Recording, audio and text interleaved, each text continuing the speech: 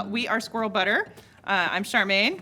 I'm Charlie. Hi. And this is our daughter Hazel. And we're going to start with one of our original songs that's good for the season. Yes. Kind of a gardening harvest song. And a love song. 1, 2, 3.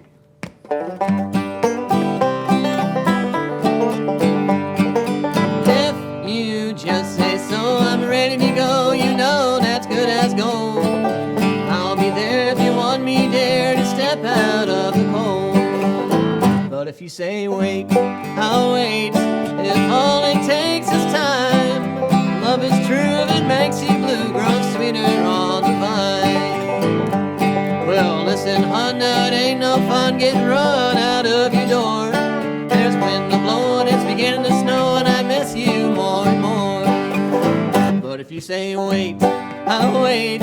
If all it takes is time, love is true if it makes you blue, grows sweeter on the vine.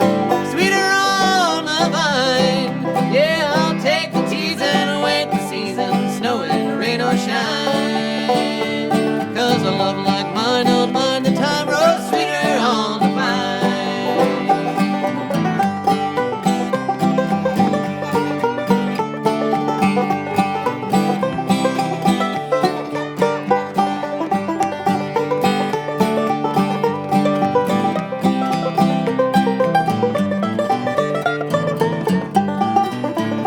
If you just say so, I'm ready to go with arms that long to hold.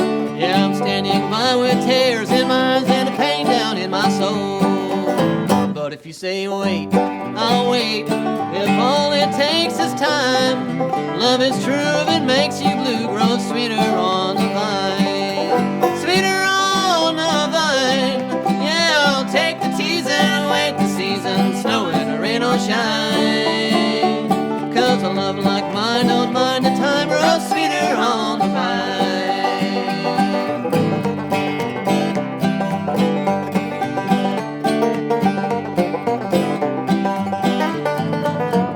If you say wait, I'll wait. If all it takes is time, love is true if it makes you blue, grows sweeter on the vine. Sweeter on the vine. Yeah, I'll take the tease and wait the season, snowing or rain or shine. 'Cause a love like mine don't mind the time, grows sweeter on the vine. Yeah, a love like mine don't mind the time, grows sweeter on the vine. All right. I was playing my wonderful custom guitar. We put it away, but it's a Champlin guitar made by my friend Devin Champlin, who lives in Bellingham, and he just opened a storefront right before the quarantine hit. I hope he stays open, but his shop is called Champlin Guitars, and he has a lovely website, and he builds beautiful custom guitars for people. And when he started building guitars, I was like, I started looking at a few that he built, and I was like, I better ask him soon before his guitars get too expensive to buy. I got number 18, and sure enough, after he built mine, the price started going up because they just started getting more and more beautiful and awesome. So I felt really lucky to get my guitar when I did. And he's a good pal. I've played in a couple of bands with him. He's been our bandmate doing various projects, and he's an amazing fiddle player, singer. He plays everything. So yeah, one of those really annoyingly talented people. Well, I picked up a banjo. It was a real beater at a guitar store when I turned 21, I believe, or around there, and it just started slowly became more and more a part of my life. I had been playing guitar for a few years and was really into guitar, but I just started playing more and more banjo, and I just fell in love with it. I started off listening to Earl Scruggs, later other musicians, and just listening to the good stuff, and it's such a fun style of music, and I think the thing I like about this style is the social aspect that comes with it, the hanging out with people, the sharing of music. It really gets me meeting people and engaging with people in just the funnest ways. And I get to go to places and meet wonderful people far and wide, and we sort of share this interest in a language, this musical language. And so once I started with that banjo way back then, it was just gradually became a little more a part of my life and livelihood, and it steamrolled until what we have here today. Look at me now. I'm in the middle of a barn out in a field in the middle of nowhere. But it's I'm glad to be here on a beautiful day. I started off playing bluegrass and writing songs, and I still do a little bit of that, but I started learning about this other style of music that preceded bluegrass and some of my other influences, and I really liked how it spoke to me. It had something about it that seemed very, it was an itch I had to scratch.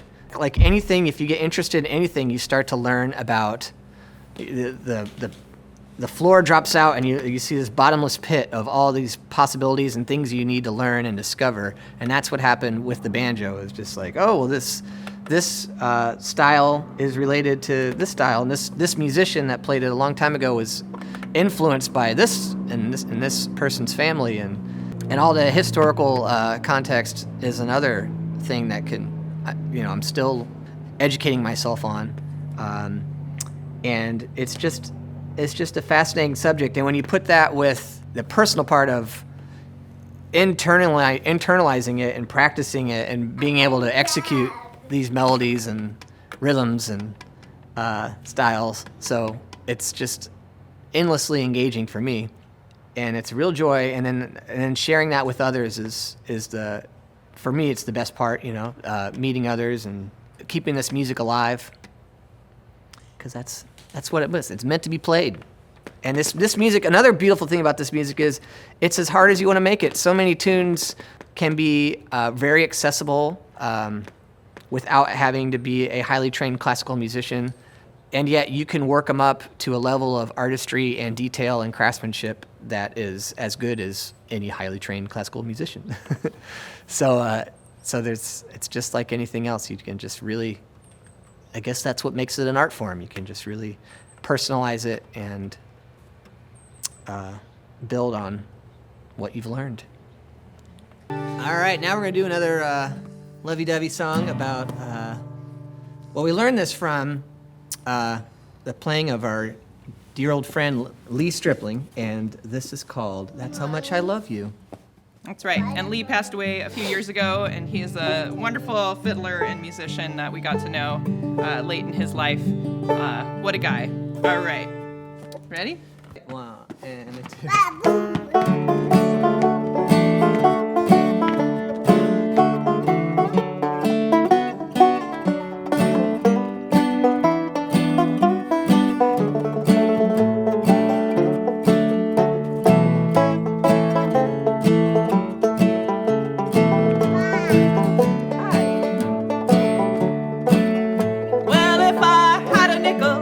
I'd tell you what I'd do.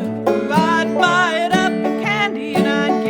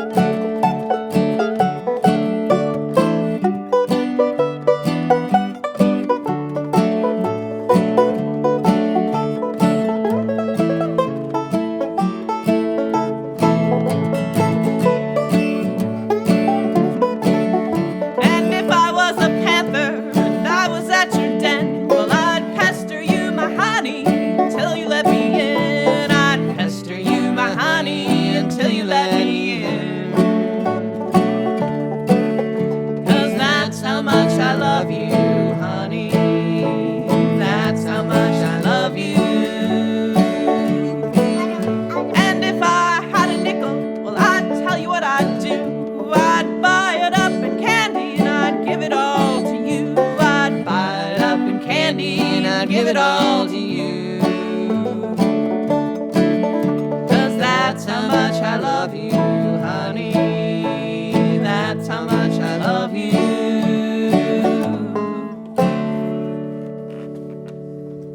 So my name's Charmaine Slavin. Yeah, I grew up in near Missoula, Montana. A little town called Stevensville is my hometown. Gosh, I didn't get into this kind of music and dancing until I was 25. So I was all grown up. A lot of people, I think, have this vision of me as a little child learning tap, and that's not the case. I certainly wanted to, and I think I begged my mom for tap lessons when I was a kid, but we lived way out in rural Montana, and there was no way she was going to drive me like 2 hours for tap lessons. So I did not get tap lessons until I was an adult, and it wasn't really tap lessons. I went to an old time festival in 2005. So I turned 25. My dad he was close to passing away at the point that I went to the festival. But my friend, Sarah Corey, who's an awesome dancer herself, she got hired to teach at the Portland Old Time Music Gathering, and we both lived in Seattle together. She said, come on, it seems like you need to get out. Let's go down and check out this festival. I had no idea what Old Time Music Festival was all about, but I said, yeah, sure, let's go. So we traveled down to Portland together, and I remember it was held at this old like Norse Hall at that point in time. And I remember we just opened the doors to this hall, and this like beautiful sound like came out of the building, and all of these people of different ages sitting together in circles playing old time music together. And it was just like, oh, I was like, I found my people. I was so into it. It was so refreshing to me, having hung out in Seattle I think I'd lived in Seattle for about 5 years at that point, and had kind of gone to like some punk shows and rock shows, and kind of went downtown and checked out the whole music scene. And I just didn't really feel like a lot of connection to the people there. Oftentimes the music was so loud you couldn't talk to other people, and it was kind of like a lot of people of one age group hanging out thinking how cool they were. So when I went to this festival where it was really mixed generations of we had everybody from little kids to old people all playing together in circle, that was really inspiring to me, and I really felt like this, just really attracted to that community. And they were very warm and welcoming, and I just, I would notice that like, oh, there's really like nice instruments like laying all about, like everybody here trusts each other, and that was really refreshing for me to come across that in a community. So I attended my friend's clogging workshop. She's teaching flat-footing, clogging, step dance at this festival. So I attended her hour-long workshop, and that was like the first time I did this kind of dancing. And I was hooked. I was like, this is so fun. I was really into it. And I listened to a bunch of awesome bands there. I met Charlie at that festival, and went to a square dance later that night, which was also like mind-blowing to me, of all these wonderful, lovely people all dancing together in square dance formations. And so when I got back to Seattle, I was like, I gotta like dig this up. So I started digging, and found a local square dance that was happening. I went, I met all the people there. They were so excited to see me because I was like the first young person to walk in their door. So I made all these friends with all these older people in Seattle who were kind of holding down the old time scene in the Seattle area. And I knew Charlie from the festival. He lived in my neighborhood, and my friend Sarah wanted to teach more workshops. So I lived in a big group house with a big wood floor. I invited them all over to come do workshops at my house. Charlie was in the band that would come play music, and all of us girls would dance, learn flat-footing to Sarah's teaching. And that's kind of how I got my start, like really learning some more steps, like out of that workshop into the workshops at my home that I hosted. I got really hooked on it, and I knew Charlie was also a performer at the Pike Place Market. He was a street performer. So I asked Charlie one day if he would mind if I came with him to practice my flat footing while he played the banjo. And I think he was totally into this idea because anytime you have somebody like dancing and jumping around to the music, you're liable to attract more attention, which can potentially mean more money in your case. So, so he welcomed me along, and we started dating around that time too. So that's really how I got like my footwork down was I wanted to impress Charlie, and I also wanted to make sure we did well busking. So if we did poorly, then I had to dance better. So I got really good, like just dancing along with Charlie for the summer. And I sort of like, I had been working like a really hard full-time job as a veterinary assistant. I'd had that job for like about 6 or 7 years. I was also going to a school at a community college. And so I was feeling pretty burnt out, and I was just like, I'm just going to take the summer off and do this fun music stuff with Charlie for the summer. Take a little break, and then I'll regroup in the fall and continue doing whatever school stuff that I want to do. And I never went back to school. I just that break turned into like, what is it now? 2020, so yeah, since 2005, so I'm like about 15 years into my break, and I'm still doing it. So yeah, just one thing led to another. I started learning guitar shortly after I started learning flat footing. I started learning fiddle after that, also square dance calling, and so now I just do all of those things for private events and public events and what have you. Whoever will hire us to do something, we're there. This next piece is from the Kofer brothers of Georgia, and it's got a nice parental theme. And parental themes are the new trend in our household. And this tune is called Rock the Cradle, Lucy.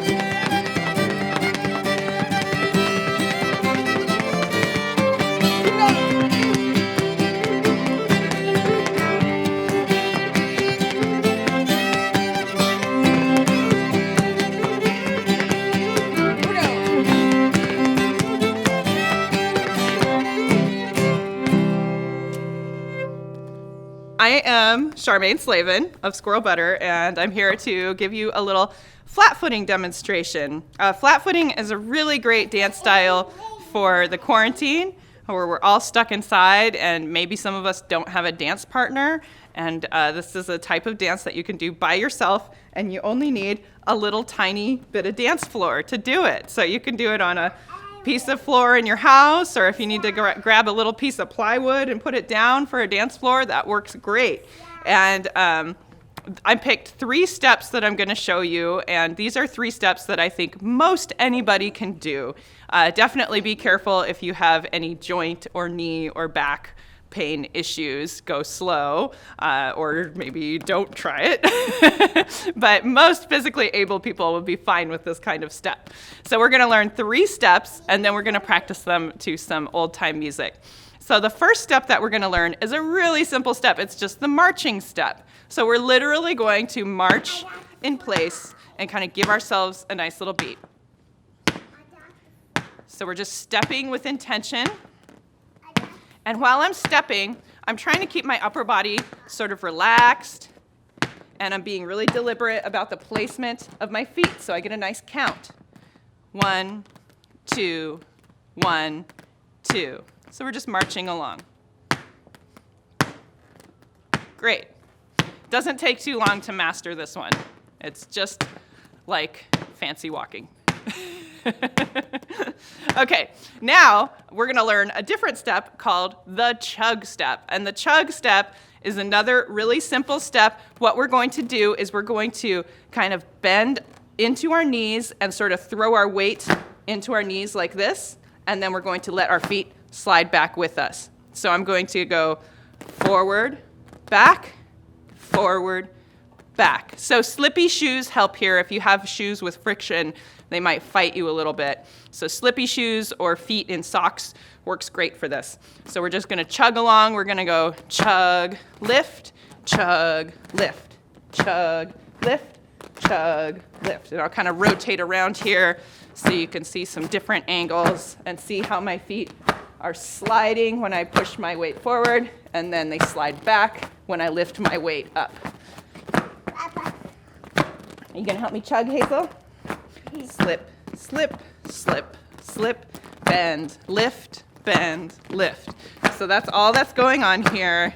And if I speed it up just a little bit, you can kind of hear why it's called the Chug Step. I'm just chugging along, and it sounds a little bit like a train.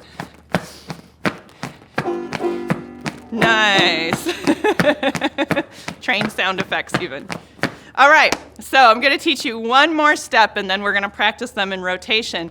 So the third step I'm going to teach you is kind of a combination of the two steps we just learned. So we're going to step like we were marching, but we're going to step with a bent knee so that we can lift our weight up. This is called the buck step. So again, I'm going to step on the left side with a bent knee and lift. So it's a bend, lift, bend, lift. I'm stepping and lifting, stepping and lifting. And every time I lift, I let my foot slide back a little. So it's my knee straightening that allows my foot to kind of just slide backwards a little bit. Bend, lift, buck, step. Here we go. Bend, lift, bend, lift. Awesome. I'll just go a little bit more so you get a little practice.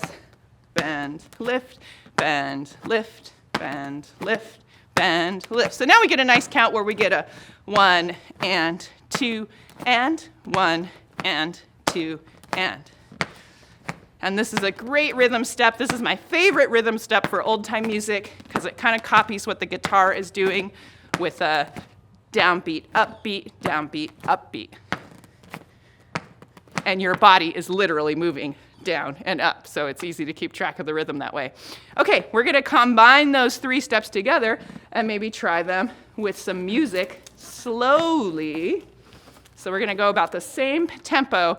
We're going to rotate through the 3 steps. We're going to do 8 counts of each step. So I'm going to start with the marching step, then the chugs, then the buck step. Here we go with a 1, 2, 3, 4, 5, 6, 7, 8. Let's chug. 1, 2, 3, 4, 5, 6, 7, 8. Buck step. 1, 2, 3, 4, 5, 6, 7, 8. Back to marching. 1, 2, 3, 4, 5, 6, 7, 8. Chugs. 1, 2, 3, 4, 5, 6, 7, 8. Buck step. 1, 2, 3, 4, 5, 6, 7, 8. One more time through each. March. 2, 3, 4, 5, 6, 7, 8. Chugs. 1, 2, 3, 4, 5, 6, 7, 8. Buck step. 1, 2, 3, 4, 5, 6, 7, 8. Awesome. Thanks, Charlie. So that was our 3 steps, and Charlie, don't go anywhere. I'm gonna need you for one more faster tune. We're gonna do the same exercise. We're gonna speed it up a little bit. I'm gonna cue you less, so see if you can just kind of count in your head and keep up. We're gonna do the same thing. Ready? 1, 2, 3, 4, and march. 2, 3. 7, 8, chug. 5, 6, 7, 8, buck step. 5, 6, 7, 8, march again.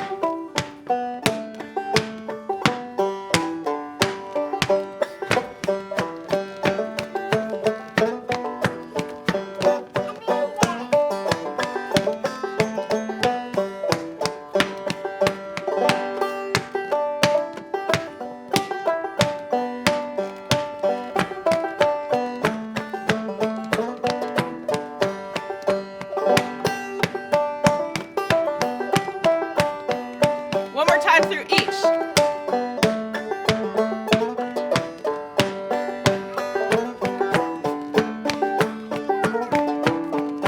Keep going. Keep going, Mom.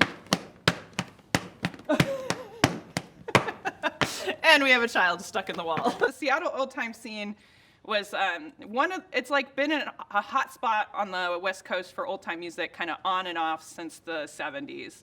There are some wonderful older people in our community that started a really hot scene back then. Sandy Bradley was she was a radio personality. She had this great radio show called Sandy Bradley's Potluck that was on NPR local radio station. And she would do that show with the Knote brothers. They're twin brothers, Jerry and Greg Knote. They're absolutely wonderful people. They both still live in the area. Jerry lives in Port Townsend, and he's a banjo maker. And Greg lives in Seattle. He's actually our neighbor.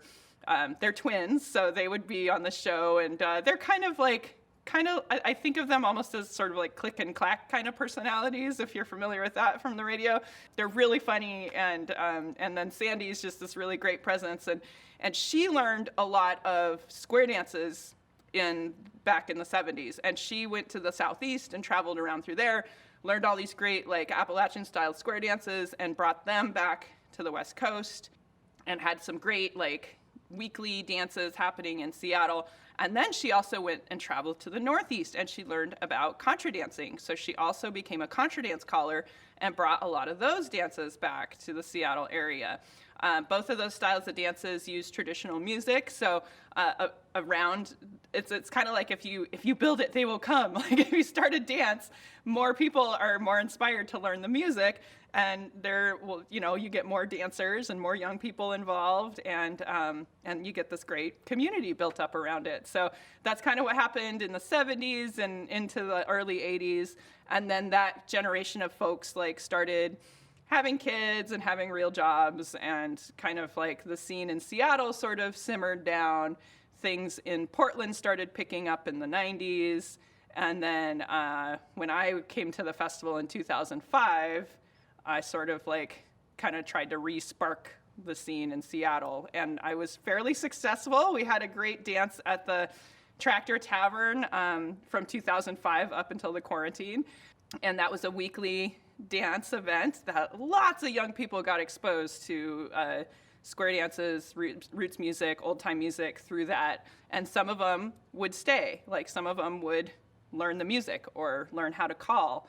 I've hosted there's a great event called Dare to Be Square West, which is a square dance callers conference, and I hosted it in Seattle probably, I think 3 times now. Yeah, 3 times, 2009, 2010, and then again 2008, 2009, and then again in 2016, I think was the year we did it again. So that travels around the West Coast, and every city it lands in, we try to like encourage potential square dance callers to come and learn how to do the calls, because a lot of these traditions are oral traditions. Oral meaning by the ear, not oral by mouth, but in square dance that's accurate because it's by mouth and by ear. But what I mean is a lot of these things are passed down like person to person, and square dance calling is one of those things that you really can't learn from recordings. Like you really just have to like jump in with both feet and do it. So we had some really great success with passing that on. And now there's a number of like younger callers in the area who come out and call those dances at the tractor and other events. So we've really tried to like foster a lot of community building around the dancing and the music. And there's a lot of young players too. So yeah, really fun. And it's really rewarding to like go to an event that I've kind of helped spark and then see like the new young faces like kind of getting integrated into the community. So we're really trying to keep it alive. COVID's been a huge setback because of course square dancing, all the hand holding, and it's kind of cootie central as it is. So it's like, yeah, that was like one of the first things we were like, okay, we got to stop this. Like March 12th, that was like, pull the plug. So since then, we've really been missing getting together with our square dance community. But the flat footing does lend itself well to quarantine dancing, so I've been able to continue teaching flat footing online, and at least getting people to move at home and do a little bit of workout to music. So that's gotta look at the bright side, and that's been a nice thing. So I was playing my wonderful custom guitar. We put it away, but it's a Champlin guitar made by my friend Devin Champlin, who lives in Bellingham, and he just opened a storefront right before the quarantine hit. Yeah, I hope he stays open, but his shop is called Champlin Guitars, and he has a lovely website, and he builds beautiful custom guitars for people. And when he started building guitars, I was like, oh, I started looking at a few that he built, and I was like, I better ask him soon before his guitars get too expensive to buy. I got number 18, and sure enough, like after he built mine, like the price started going up because they just started getting more and more beautiful and awesome. So I felt really lucky to get my guitar when I did. And he's a good pal. I've played in a couple of bands with him. He's been our bandmate doing various projects, and he's an amazing fiddle player, singer. He plays everything. So yeah, one of those really annoyingly talented people. You know, this is just old-time music, but a lot of people in the old-time music community, they get interested in other types of traditional music. So it feeds into the Irish community and the Cajun music community. So a lot of these players and dancers tend to cross over into other folk traditions, and so it keeps our whole folk ecosystem, so to speak, kind of healthy. Yeah. Hi, I'm going to teach clawhammer banjo, and to get started, you get your banjo and take most players play with either their index or their middle finger, and I'm going to use my index finger, and I'm going to make a claw shape with my hand, and I'm going to have my index finger sticking out a little bit above the other fingers. And so that back of the nail of that finger is what is going to strike the string and make a sound on these strings. And I use a finger pick, but that's not required. You don't need one. You could just use your bare finger, and that's totally cool. All right, so now hit the back of your first string, and the first string is the one closest to the floor, and it's a D string. All right, so we're just hit the back of that string with the back of your fingernail there. There you go. Now we're going to hit that twice. And this time we're going to let our thumbs drag on the high fifth string. The high fifth string is the one closest to you or the ceiling. All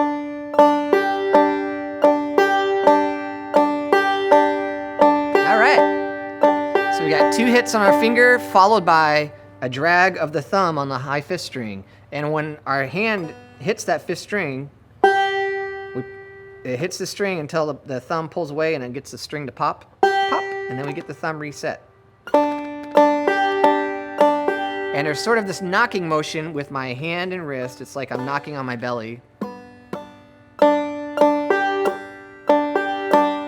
So it's kind of, I'm going perpendicular to the strings rather than sort of brushing down like this, totally. And then, and it's okay if you hit the drum head or if you hit a neighboring string right now, that's totally fine. That's just extra color. Okay, so now what I want you to do is instead of hitting that first string, we're going to break this up into, we're going to hit the third string, that's a G, And then we're going to hit that once with the back of our nail, and then we're going to go to the first string. And then we're going to let our finger drag on the high fifth string. Now that is a super versatile maneuver, and I use it all the time, and I hear it played all the time by all kinds of clawhammerists. And it's a great way of backing up a song. Lulu, skip to my Lou. So it just backs up everything, keeps a nice solid beat. And this rhythm of 1 and a 2 and a, that's what's going on. And the thumb is the index finger is the 1 and, or the 2 and, or if you're doing 3s and 4s, 3 and, 4 and. So the in-between beat is this thumb. 1 and a 2 and a, and there's a common clawhammer term called bum diddy that rhythm also has. Bum diddy, and so that's what we're doing there. And then once you get that general pattern down, you can see how you can make melodies once you start to get familiar with some notes here. I'm going to slide into the 4th fret of this 3rd string and open.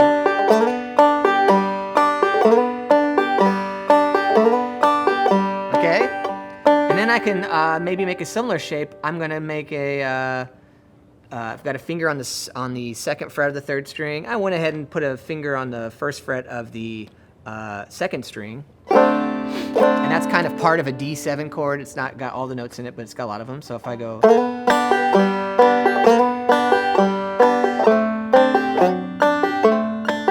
Well, if I put my pinky there on the 4th fret of the 4th string, that's an F sharp note. That completes the D7 chord. So it's got a little...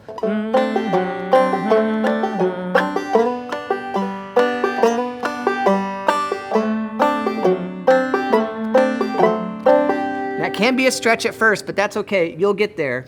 And if it is a stretch, then just slap on a capo up to like the higher fret where the frets get closer together, and it won't be as much of a stretch for you.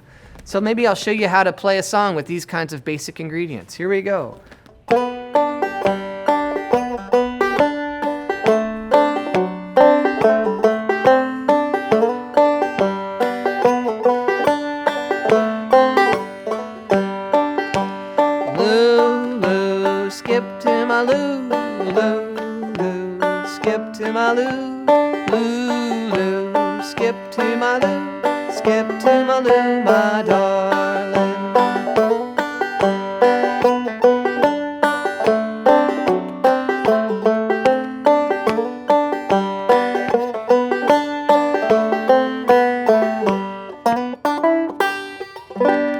There you go. Hope that's helpful. Well, it's just fun.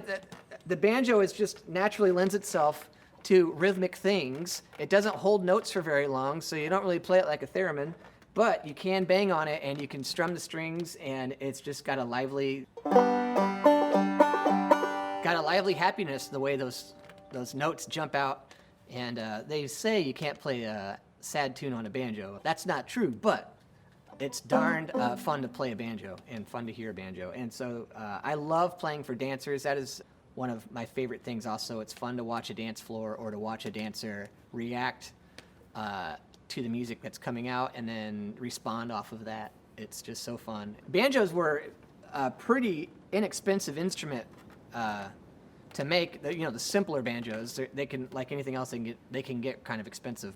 But back in the day, they were, just you can even have a fretless banjo, so you don't even worry about the frets. You can just get a cat skin head or whatever your skin head, and a couple of strings, and you can have home entertainment.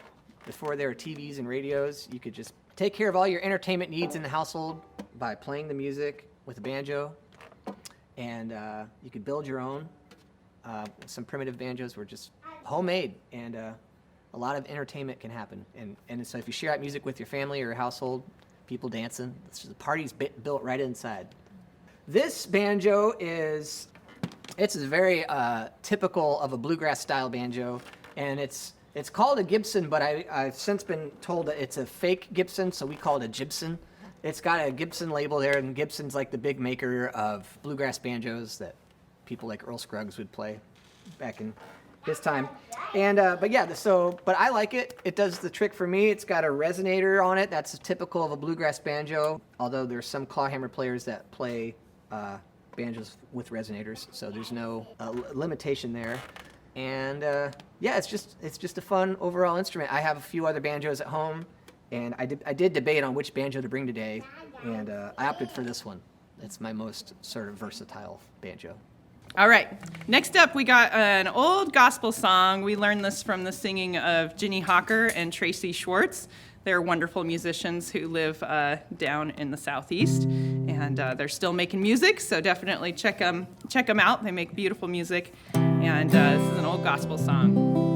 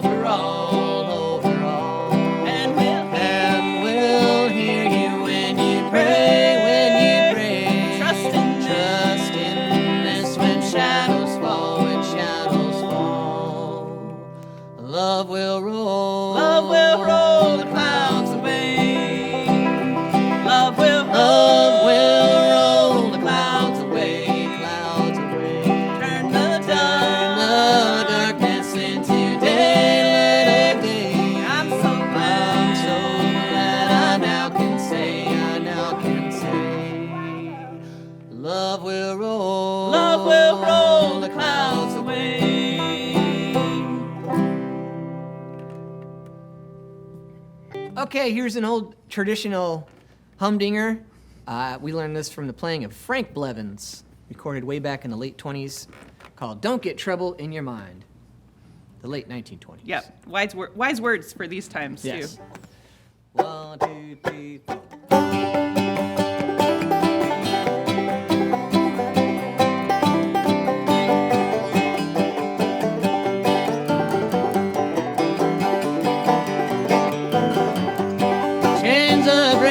They're breaking in my heart. I think I'm over, girl, an old sweetheart. Don't get trouble in your mind. Don't get trouble in your mind.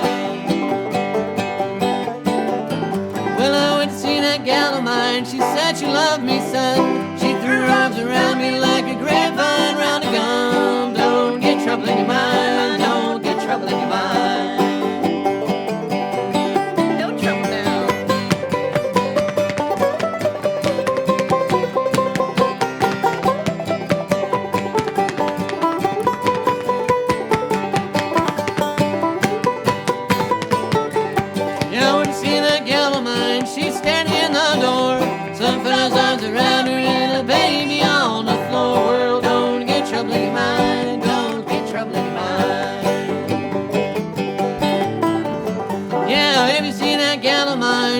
if you can.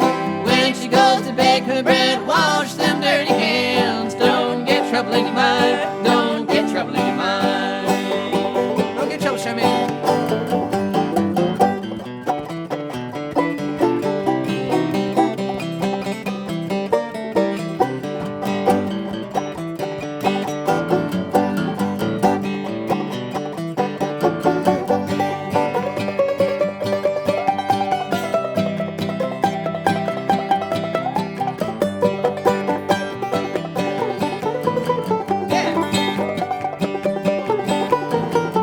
Now trouble, it's wrong in my mind. If troubles don't kill me, I swear I'll never die. Don't get trouble in your mind. Don't